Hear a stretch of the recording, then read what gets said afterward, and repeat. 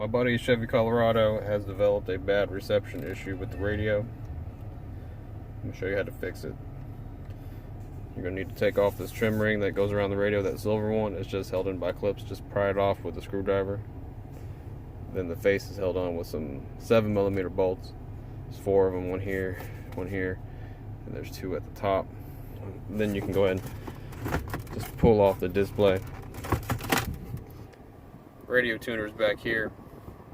Turn the volume up on the radio. Here's the antenna wire.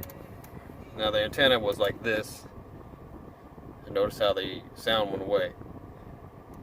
If I move it back like this, it comes right back.